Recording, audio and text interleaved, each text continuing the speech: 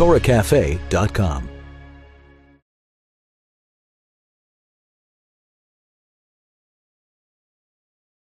Good morning, everyone. We are starting on page 68, and the conversation is about, at this point, what the Kabbalists and the Hasidic masters describe as fully developed, mature intellect versus not fully developed, immature intellect, which is called in Kabbalistic language fetal intellect, as in like a fetus in the womb is sort of a work in progress, and in its fetal state all of what is going to develop is there. It's all there at the initial state of conception, in a potential state. And through the process of gestation, the fetus develops more and more.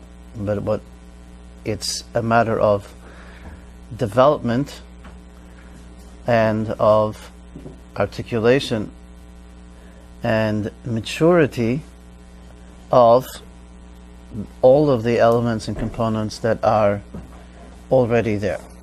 So, in the same manner, in terms of intellect, if you think of the mind as like a womb that houses the power of intellect, so in the same way that the fetus goes through different stages of development, in the same manner does one's progression intellectually. What's interesting is that we talk about fetal development in terms of trimesters, 3 stages and phases. Same thing with regards to intellectual. Are we good? Oh, same thing in terms of intellectual development. It also talks about 3 layers or 3 stages of intellectual development.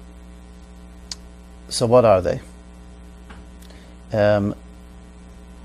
So for this, turn to page 68 under the heading Immature Intellect. Now, the overarching context to this conversation is that the extent to which one's spiritual intellect is developed affects the way one sees the world. Okay, we're talking here about spiritual intellect, which means the way you perceive the world. So the more developed it is, the more mature your perception of the world, of reality, is. The less developed, the less mature, that has bearing on the way one sees the world. And the practical ramifications of that are the extent to which one perceives the world has bearing on how you live your life, on how much you have to contend with the world, how much of the world, or to what extent do you have to battle with the world, fight with it, or contend with it to whatever extent, has to do with how developed your perception is. So, for starters, the highest level perception is a tzaddik, which we'll see, which we'll soon get to. which is a level that is not common, shall we say. So, to understand this idea of the three stages of intellectual development, you have to understand the structure of the soul, the basic structure of the soul, okay, which consists of three main areas, which are the intellectual powers of the soul, which is known as Chabad, Chachma Bina Das, wisdom, understanding, and intelligence or knowledge. And then there is Chagas.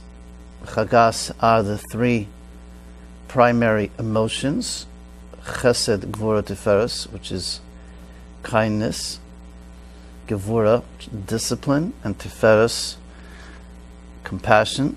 And then you have the next three, which are the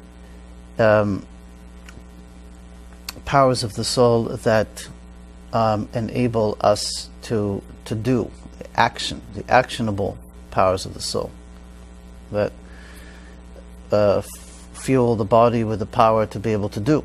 That's Netzach, Hod, and Yisod, and which are the arms and the legs, the torso. And then you have Malchus, which is communication, which is a different power. So it's really, you have three sets of three intellectual powers, three emotive powers, three powers of action, and then Malchus, which is the 10th, and sort of in a category unto itself. Okay? All areas of the soul, all of these areas require a certain degree of intelligence. And that's what he's going to talk about now in this first section of chapter 7. Let's look inside. Nevertheless, this method of refining is immature. Meaning to say, the extent to which a person's interaction with the world and refining the world is in a manner in which one appears outwardly to be engaging in the world like everybody else, but has an inner intention that's different. So there's a dissonance between our inner intentions and our outer actions. There's a disconnect. This is born out of an immature, not fully developed spiritual perception of the world. And as in the verse, he held back Akev, his brother, in the womb. Talking about Yaakov holding on to the heel of his brother Esav. Whatever is deceiving Akev is so because it's still in the immature state of Ibor. So, in other words, Ibor means, like I said, in a fetal state. So, this is a good example of how the Torah describes something that sounds quite human, natural, biological, but is actually referring and alluding to something profoundly spiritual. Namely, you have these twins, Yaakov and Esav, in a fetal state in their mother's womb, and what's going on? There's tension. So, see, the reason that there is tension between them, right? Yaakov's holding on to the heel of Esav, trying to get out first. Esav embodies physicality and materialism. Yaakov embodies spiritual enlightenment and wisdom, and they are at odds with each other in the womb. There's a state of tension going on. They're fighting with each other. And that's because when is there tension between the world, the physical world, and one's spiritual perception of it? When one is in a fetal state spiritually, when one is not fully developed and actualized, that is when there's tension between these two forces. You understand? Embodied in Esav and Yaakov, the tension between the material and the spiritual. Yeah. Why do you think they came out so different? They came out so different because they started so different. What was the reason for that? Well, that's really a big part of what this whole text we've been studying for the last few months is all about. That basically Esav represents the forces of nature, the forces of the world, and Yaakov represents the force of spirituality, and they are two halves of one whole, and their purpose is to ultimately converge. In other words, to bring history to a point where there is a harmonious synchronicity between the two. So Esav represents the force and the power of the world. Yaakov's job is to harness that and to give it purpose and direction. So this was designed and set up that way from the get-go. So what he's saying now is that the womb of Rivka, in which her twin sons are battling, is also like a metaphor for the womb of the mind that houses in it all of the layers of intellectual power. So, this is how he now puts it into Kabbalistic language. As is known, Ibor, which means pregnancy or being in a fetal state, is the state of three incorporated within three. It's the way three soul powers are incorporated within a higher layer of soul powers. Like the way the organs and the limbs of a fetus are incorporated in the initial fluids of conception. Everything is there. The combination between the male seed and the womb, everything is there, right? But it's not actualized out of its potential state. So, what that means is, Chochma, Bina, and Das. Chochma, Bina, Das are the three uppermost powers of the mind. Chochma means to be able to think in a conceptual manner, to be able to think in an abstract conceptual manner. Bina is to be able to think analytically, and Das is to be able to start to apply that information. So those are the highest levels of intellect. Now, but in a less mature state, they are hidden within Chesed, Gvura, and Tiferes, which means that the pure intellectual powers of the soul are hidden within the emotions of Chesed, Gvura, and Tiferes, which we'll get back to in a second. And so, which means that the emotions sort of are containing the intellectual powers in a fetal state, and these latter three are hidden within Netzach, Hod, and Yesod. And then the three emotive powers are hidden in Netzach, Hod, and Yesod, which are the three powers of the soul that enable action. And all that is revealed are these latter three. Okay, it's a little complicated. So here's the idea.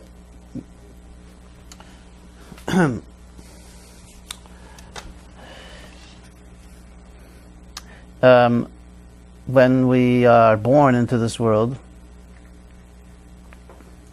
in the first stage and phases of life, there's not a lot going on in terms of at least outwardly, in terms of intellectual development, or even the ability to express developed emotions. It's all just very sort of spontaneous, instinctive action.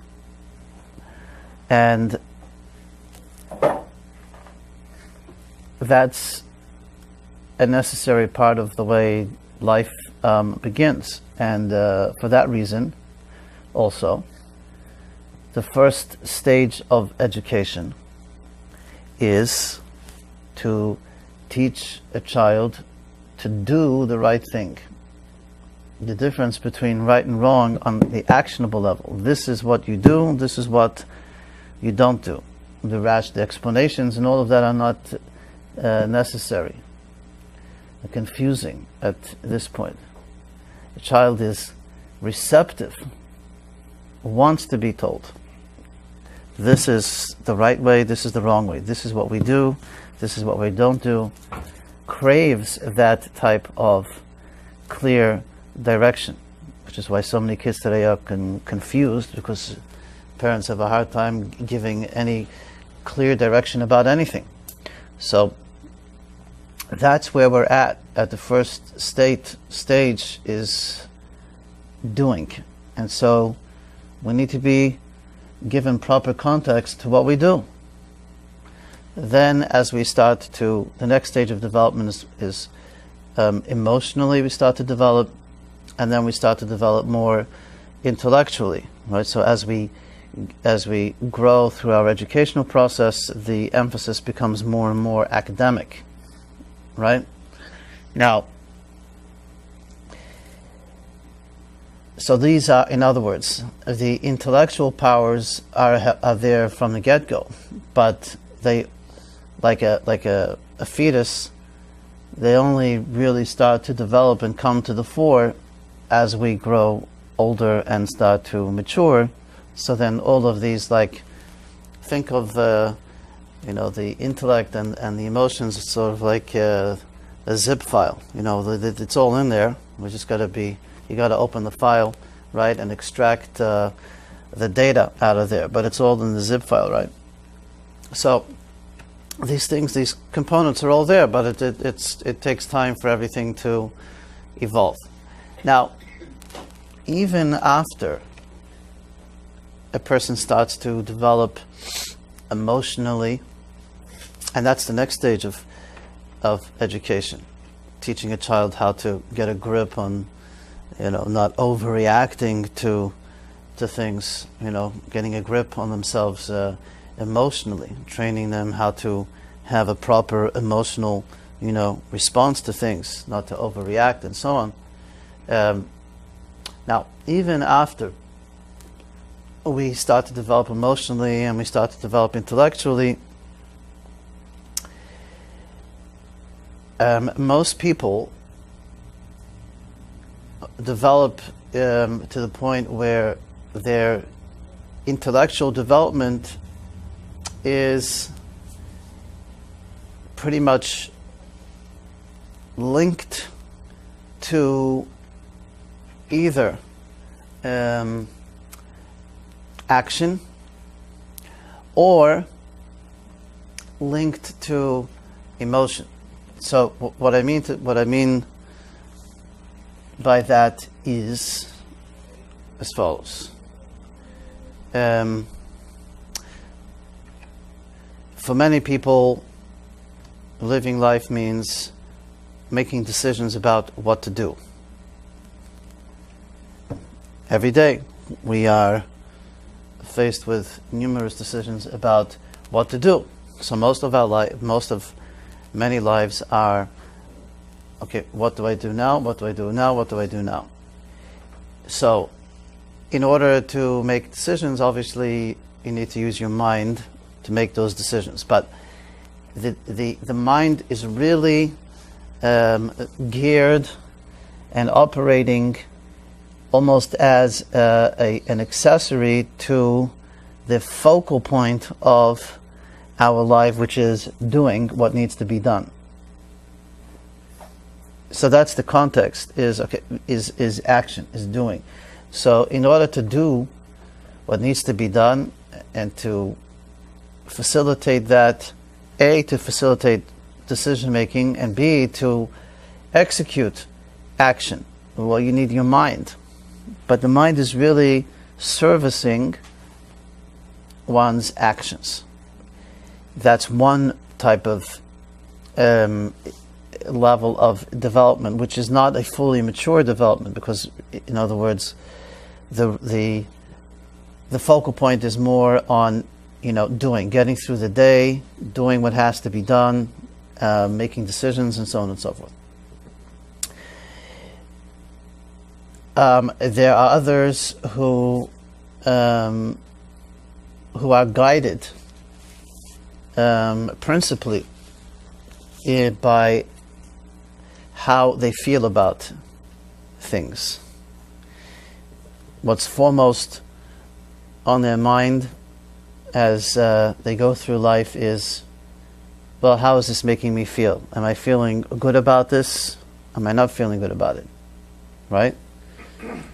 So there are people who have good jobs, decent paying jobs. For example, I was just sitting with a guy last week. He has a decent job, but he doesn't feel good about it. And so he's not happy. Another person, a person who's more action oriented, is not thinking about how this makes me feel, but is thinking more practically. I have a job, be thankful for that. It's able to give me enough income to live. I'm good. It has to excite me. My job is not to the part of my life where I'm looking for excitement. It's the part of my life where I'm looking to be able to provide and put food on the table. That's a person who's more practical, actional oriented. The person who's more emotion based, again, measures everything more based on, am I feeling good about this?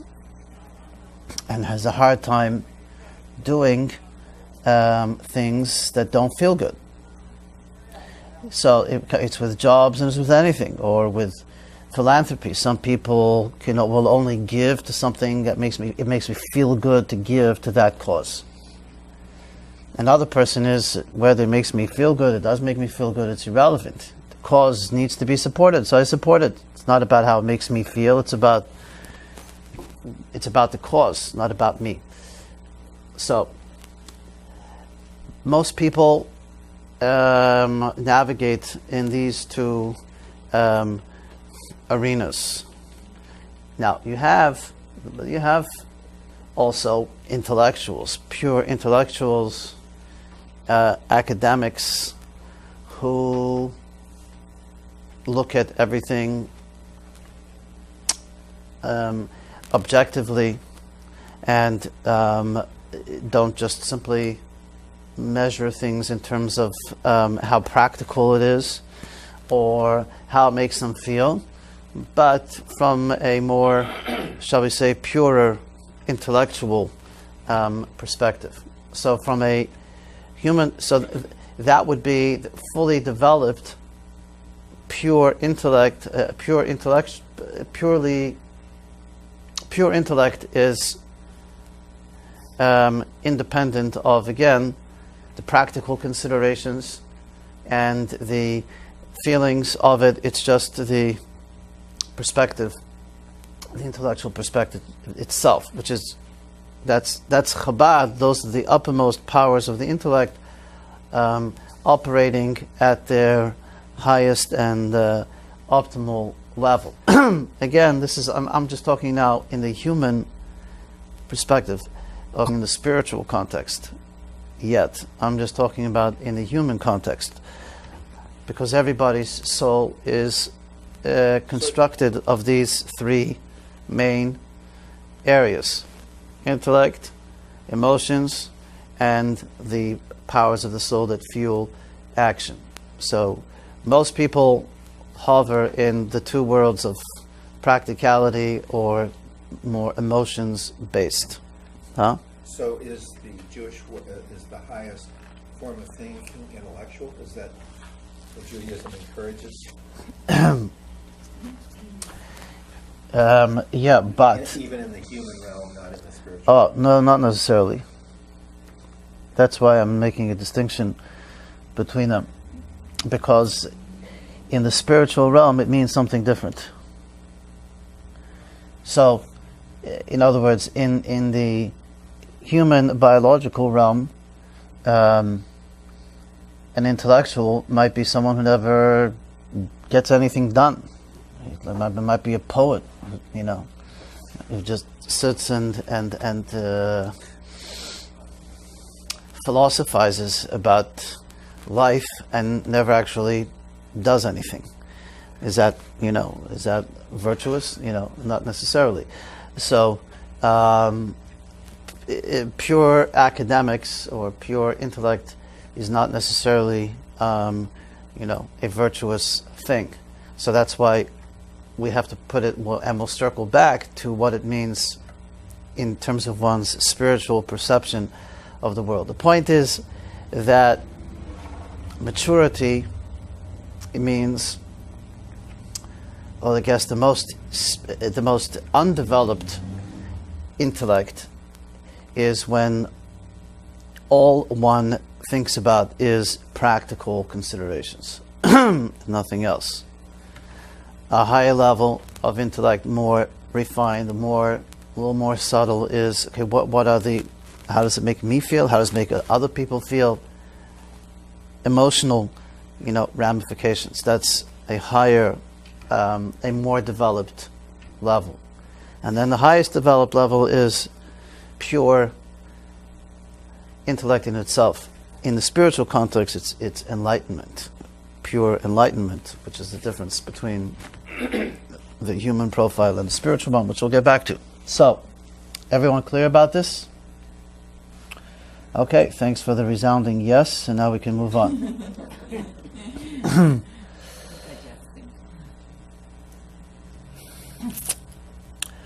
Okay, so back inside.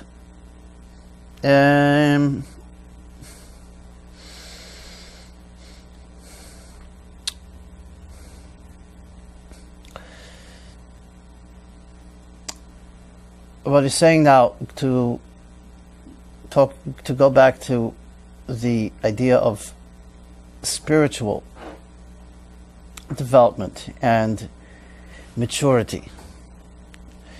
What he's saying is that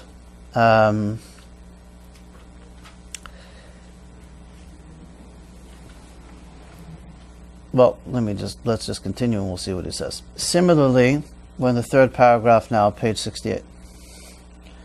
Regarding the aforementioned refinement, all that he accomplished during prayer remains hidden, and only an impression of it remains revealed. This is the aspect of Netzach, Hod, and Yesod alone.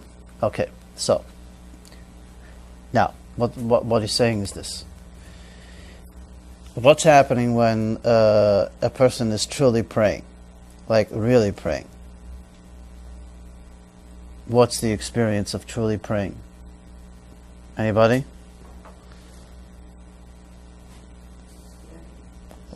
What? Oh. Total connection. Okay, well, but what does that connection consist of?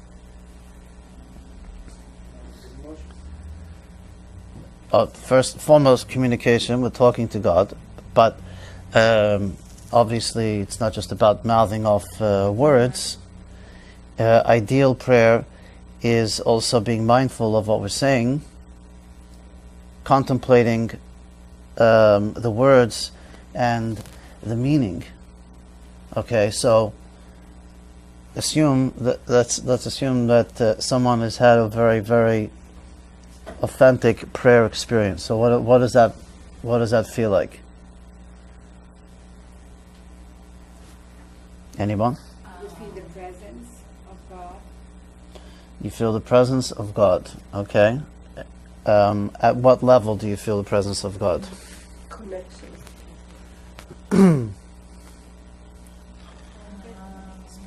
It's like a different dimension.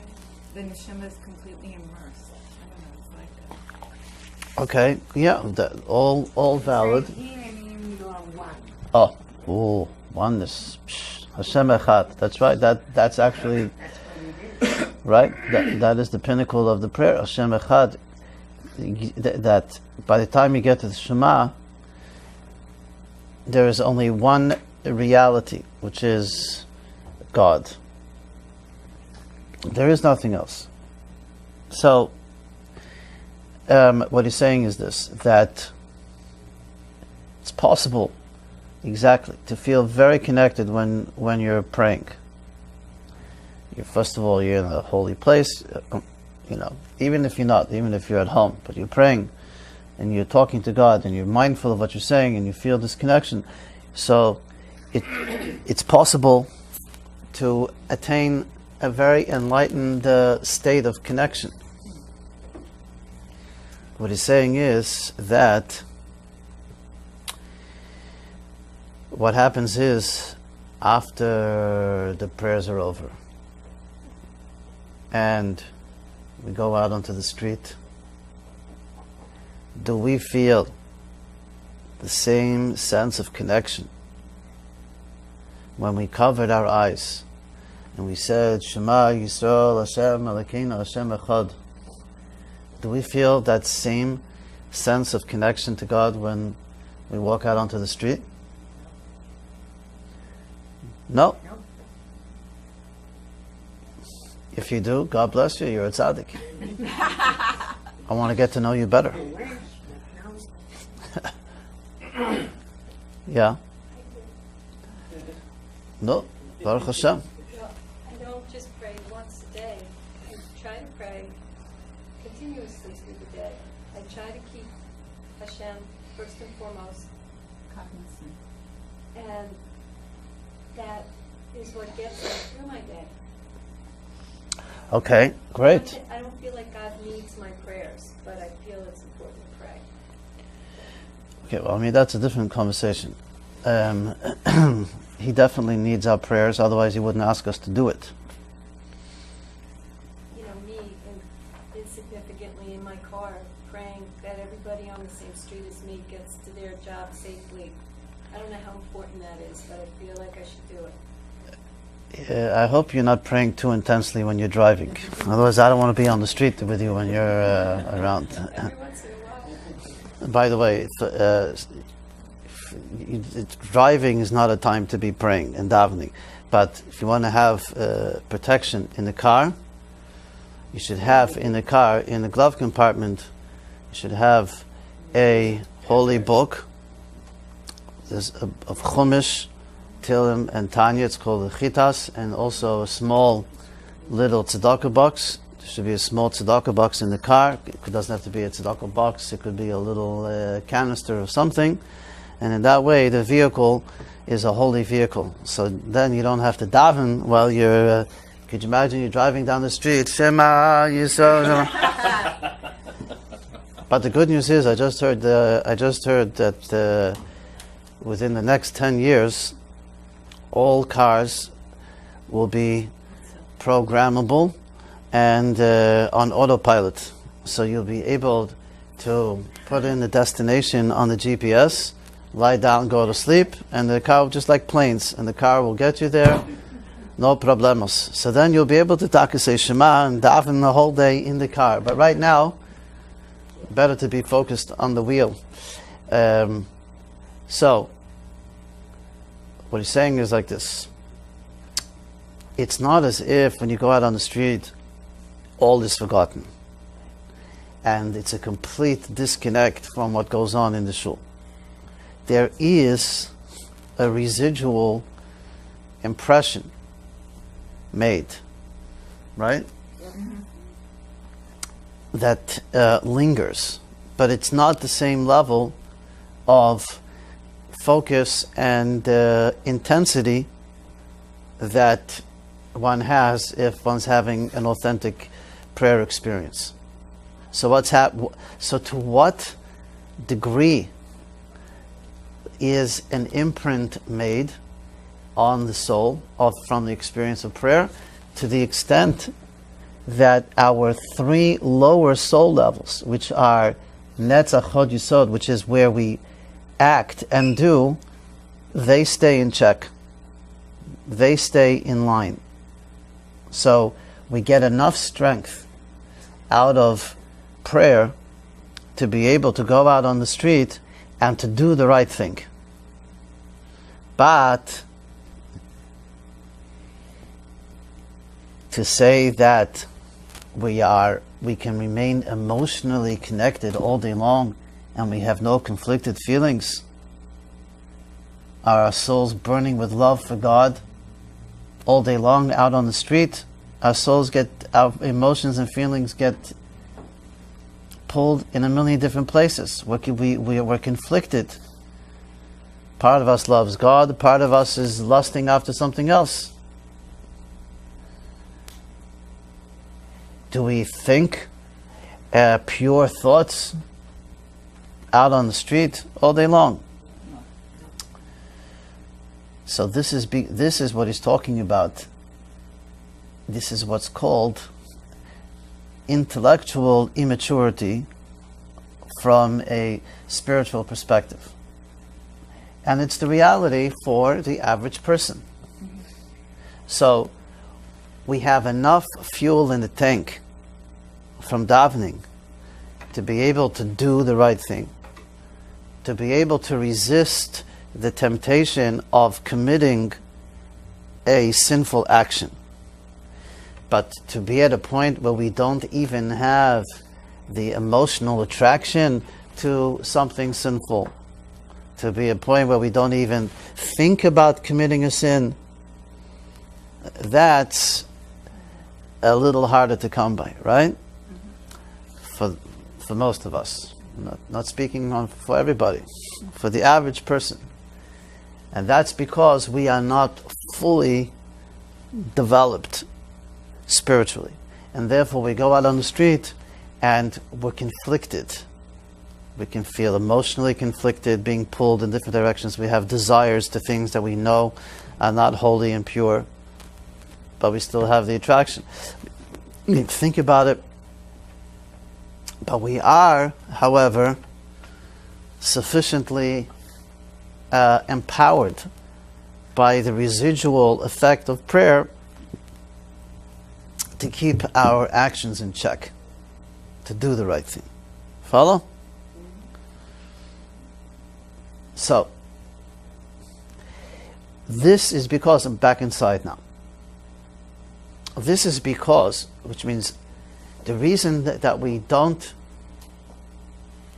have the exact same sense of focus like when we're saying Shema out on the street, this is because his initial accomplishment during prayer was also Katnus Hamoichin. This is a Kabbalistic term. Katnus Hamoichin means undeveloped intellect. Even, in other words, when we are in prayer, we're not at the highest evolved level of spiritual enlightenment and intellect. Let's continue. He must exert himself in contemplation, and top of page 70 now, and particularly to develop a love for God, to want God alone and not what meets the eye.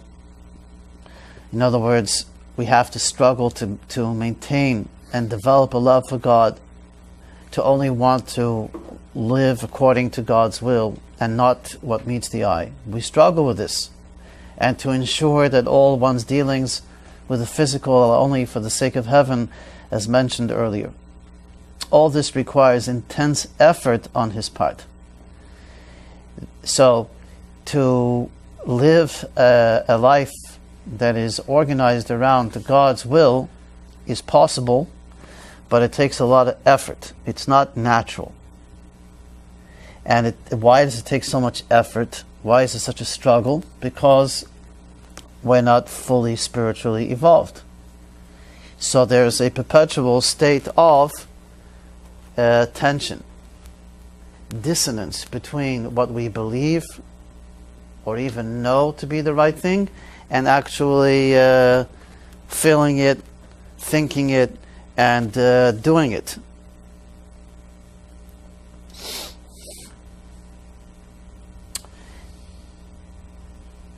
So, why are we? So again, this is we are all therefore in a spiritually embryonic state, not fully developed, and that's why we're like Yaakov and Esau in the womb, battling with each other, tension. Because we're not fully reconciled. We're like two kids fighting. We haven't fully...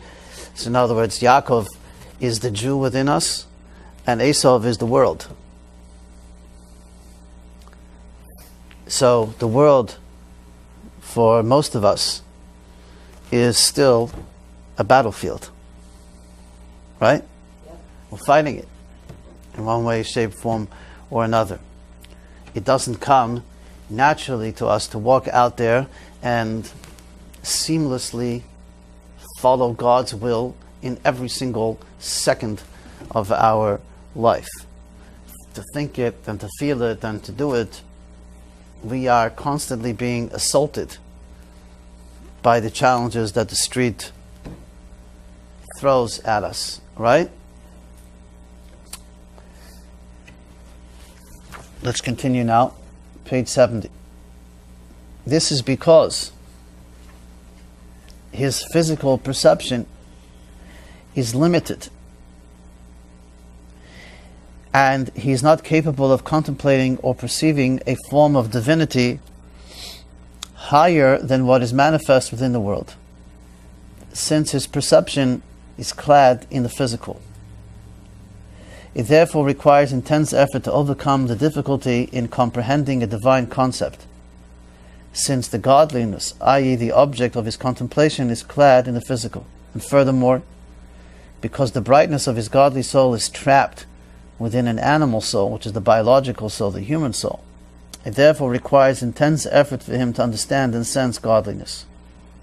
I'm just going to finish the page and then we'll go back. This is because of his immature state of katnus hamoichin, which means immature intellect, and because he accomplishes the refinement in the immature manner of katnus, in which he hides his intent and utilizes a cunning and deceptive approach. Okay, he must do it in this manner, since the way to withdraw the nitzotzot from the nochash hakadmoni requires cunning and deception, as mentioned earlier. Okay, we'll circle back to that.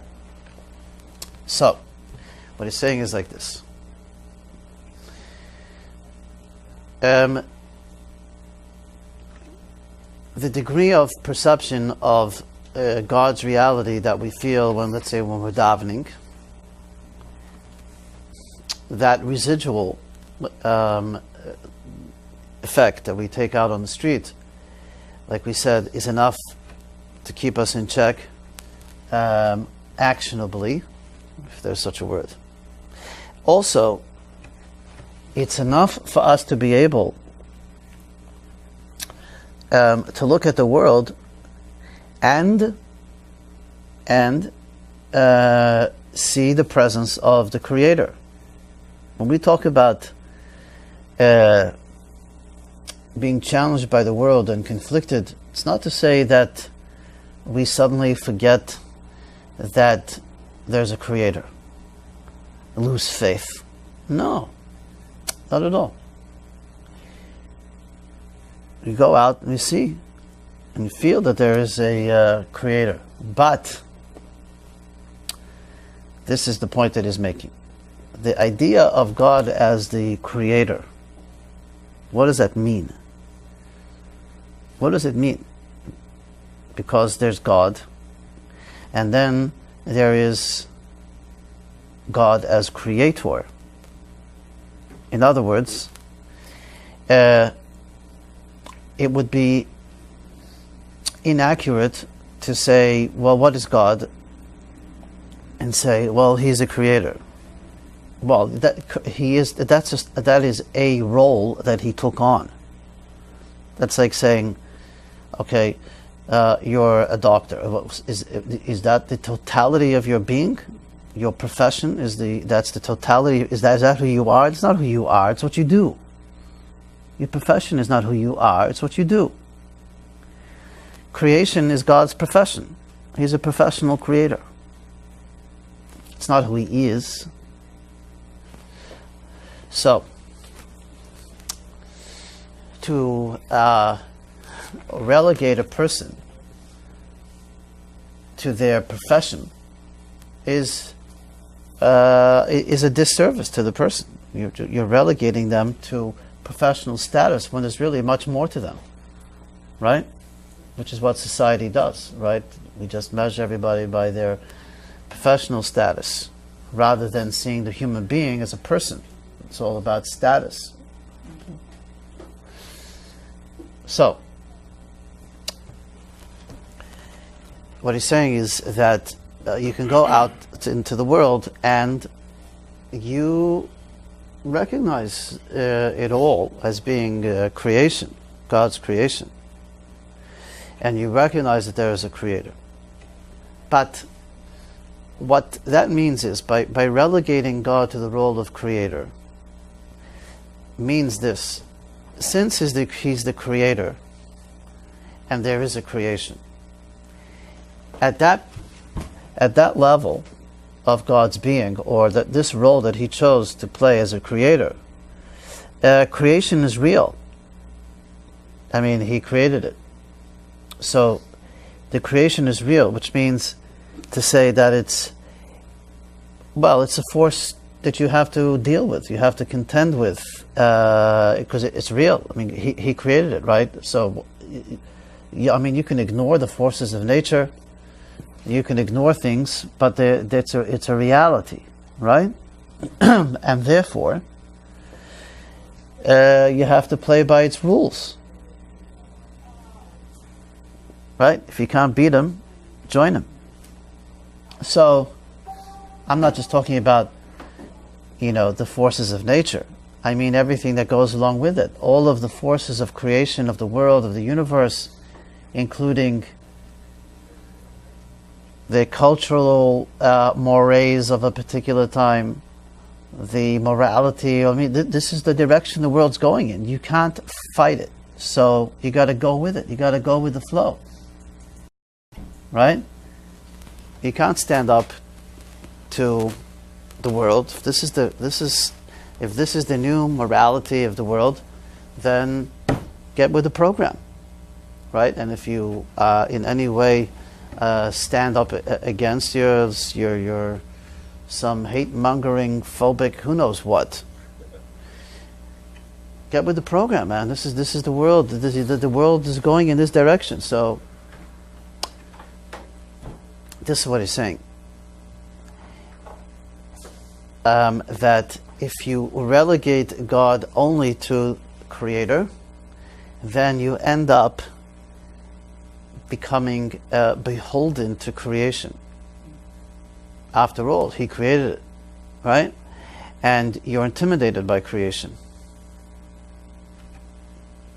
And therefore, we have to struggle to walk a straight line and make the right decisions, because the world is constantly challenging us. You follow? Mm-hmm. Whereas, what we're saying is this: if we're plugged into God, not simply as the Creator, but as a force that is much higher than the world, who existed before he chose to create the world.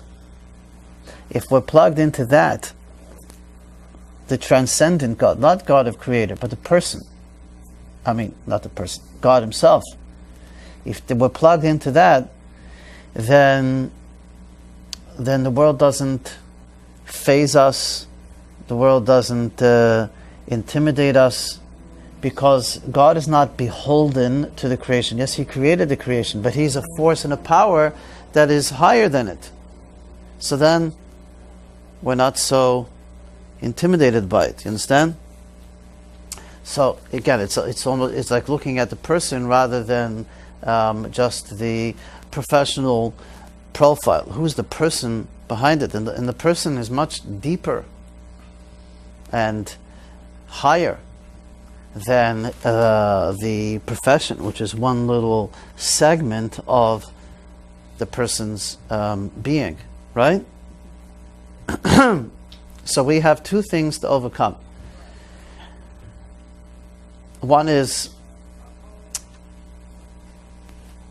to be able to see God not only as creator, but also as the transcendent force of creation.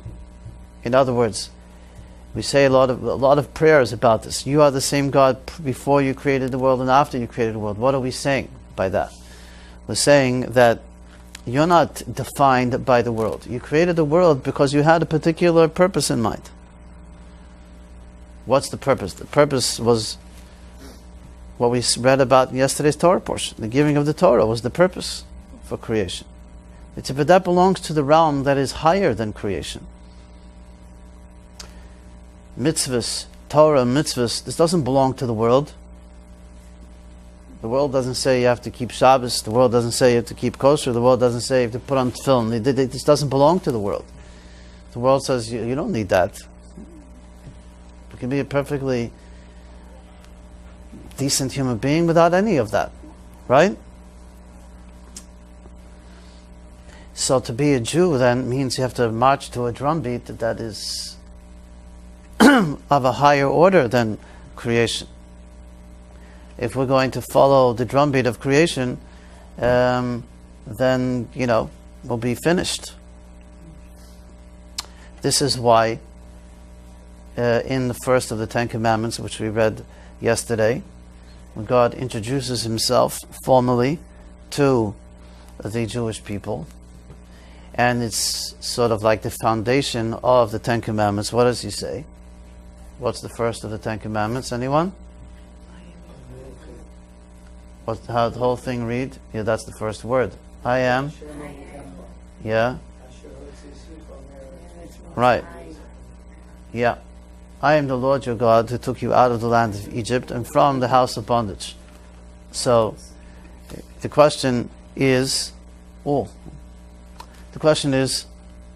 if he's trying to make the most powerful statement about himself, what should he have said? He should have said, I am the Lord your God, creator of heaven and earth. He doesn't introduce himself as the creator. He introduces himself as the Redeemer. Because he's telling us, don't define me or relegate me to my professional vocation, creator of heaven and earth. I represent something far greater than creation. And that is how you left Egypt. Because if you would have been left to the forces of nature and creation, you would never have left. You would have died there, and that would have been the end of you. Nobody could have overcome Pharaoh. So God is saying, this is who I am. Don't be beholden to the forces of nature. I am beyond that. The power of redemption is redemption not only from Egypt, it's redemption from the forces of the world, which is what Pharaoh represented. Follow? Okay. To be continued.